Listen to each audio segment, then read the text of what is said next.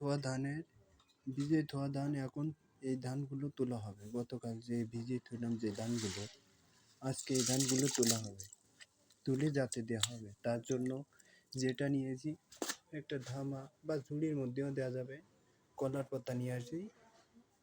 এখন কলার পাতা নিয়ে আসা হয়েছে, এটা কলার পাতা দিয়ে ওর ভিতর জাতি দেওয়া হবে। আগে পানিগুলো সরিয়ে নিতে হবে, পানিগুলো সরানোর ব্যবস্থা করছি, সরিয়ে ধানটা বের করতে হবে। বিছানোর পর ধানের অবস্থা এই ধানটা পানিটা সরাই দিতে হবে, দিয়ে এই ধানটা তুলে আমরা জাতে দেবো।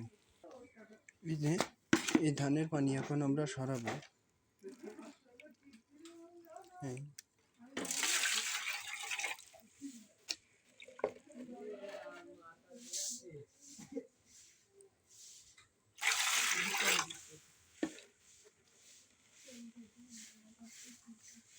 এভাবে আমরা সব পানি সরিয়ে ফেলবো। দেখুন পানি সরানো হয়ে গেছে, এই ধানের পানি সরিয়ে দিয়েছি, এবার এগুলো জাতে দেবো। এখন চলছে ধান জাতে দেওয়ার জন্য কলার পাতা কেটে, সেটা এই এমন কায়দার করে কলা পাতা কাটতে হবে যেন কলার পাতা কোনো জায়গায় ফাটা না থাকে। ফাটা থাকলে ধান আর কি না কলানোর সম্ভাবনা।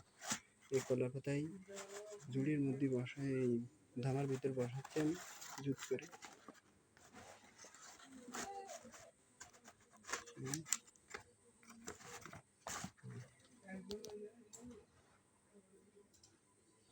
এভাবে পুরো দমে ধামাটা আমি কলার পাতা দিয়ে বুঝ করে তারপরে এর ভিতরে ধান দেব। কলার পাতা বসানো শেষ, এর তল আমরা ফুটো করে দিয়েছি এখানে দেখেন, এই যে যাতে এর ভিতর ধান দিলে ধানের যে পানিটা থাকবে তলা দিয়ে যাতে বের হয়ে যায়। এর তলায় ছিদ্র আছে, এর তলায় ছিদ্র আছে, এই যে তলায় ছিদ্র আছে। ছিদ্র না থাকলে এর ভিতর ধান দেওয়ার পরে এতে যে পানিটা থাকবে সেই পানিটা যাতে তলাতে বাড়ি যায়, তার কারণে ছিদ্র না থাকলে হবে না। এখন আমরা একে একে এই ধান এই নেব, এই ধানটা নেব, এই নিয়ে আমরা ওই জুড়ির মধ্যে রাখবো। এই দিচ্ছি বিসমিল্লাহ, এই নিচ্ছি, এই জাতে দেওয়ার জন্য এই জুড়ির ভিতরে দিচ্ছি।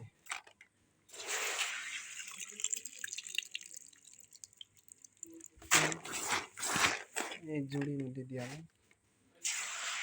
এইভাবে আমরা পুরো ধানটা এই জুড়ির ভিতর দিয়ে তারপরে ভালো করে আমরা ঢেকে জুত করে দেব।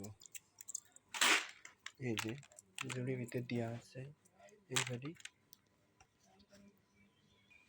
পুরো হাড়ির ধান ক্লিয়ার করে জাতে দেওয়ার জন্য এই যে ধামার ভিতরে বসানো হয়েছে। এই যে ধামার ভিতরে দেওয়া হয়েছে, এই ধামার ভিতরে দিয়ে দিছি ধান কটা।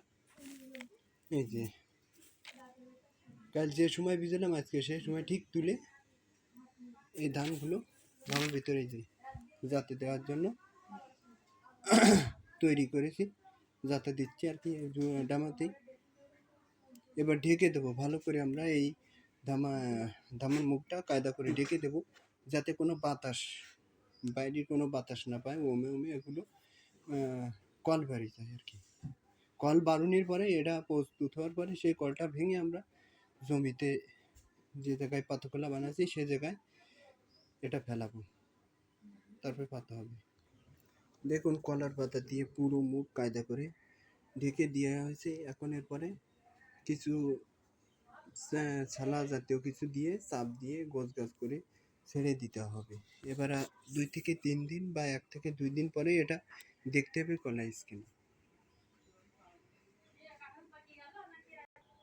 এরপরে ছালা জাতীয় কিছু দেওয়া হয়েছে, এরপরে ছালা জাতীয় কিছু দেওয়া হয়েছে, চাপ দেব, চাপ দিয়ে ফেলে ধুই দেব।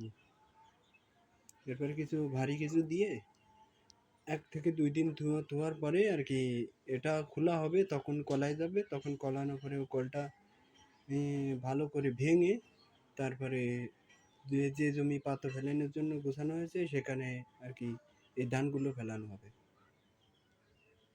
বা কল। আরেকটা জিনিস আপনাদের দেখাই, এই যে ধামার তলা পাতা, কলার পাতা ফুটো করে রাখলাম, তার প্রমাণ দেখেন।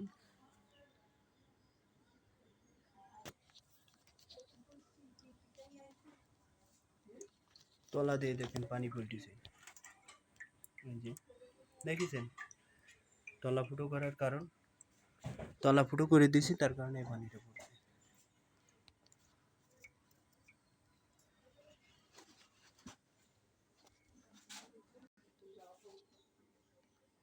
ইট চাপ দেওয়া হয়েছে, এরকম আরো কিছু ভারী